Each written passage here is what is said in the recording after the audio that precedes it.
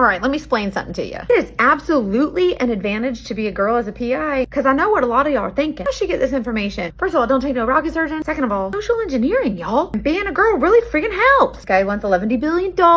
He can never work again. He's injured, blah, blah, blah. Run-of-the-mill insurance case. They send me to his house. They just want me to do a regular ass surveillance, right? So I go and I post up. Usually the first day you go at like, I don't know, 5:30, 6 o'clock in the morning. You want to get there early so you can see what people are doing throughout their whole day. So I get to this case at the ass crack of dawn in the morning, sitting there all the live long day. Homeboy never comes out of his house. So I'm like, all right, it's just day one, right? We're not making any assumptions yet, okay? So then the next day I go a little bit later in the day just to kind of save some hours, switch it up a little bit, see what I can find out. So I go there and still nothing. Car doesn't leave. He doesn't come out of the house. This is 2 different days that I haven't seen this fella. One day I can understand, but 2 days, that's a little sus to me, right? Well, surveillance ain't about just doing the surveillance and videotaping what these people do and turn it in. Sometimes you really gotta go for it and get the information. So I decide I'm gonna start keeping an eye on the neighbors. I'm gonna find one that I know that I could most likely get some information from. So I see this cute little fella about my age. You can tell he's a bachelor. I'm gonna take advantage of this fella. So I go knock on this dude's door, right? I'm gonna see if he'll give me any information about the guy I'm trying to do surveillance on. He's a neighbor that lives close by. Maybe they know each other. But wouldn't you know it, he and my fella are BFFLs, right? But he's still dumb as a box of rocks, so let me tell you how I found out. I knocked on his door. I simply said, hi,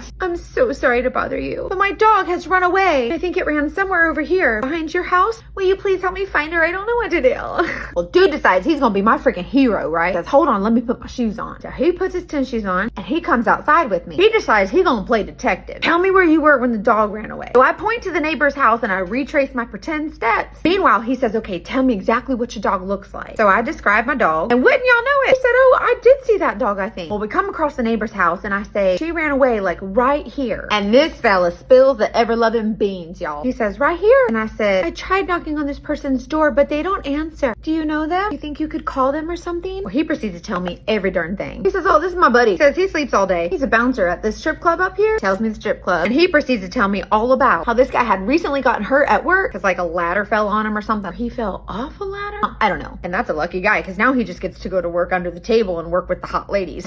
Anyways, we never did find my dog, right? Even though he seen her.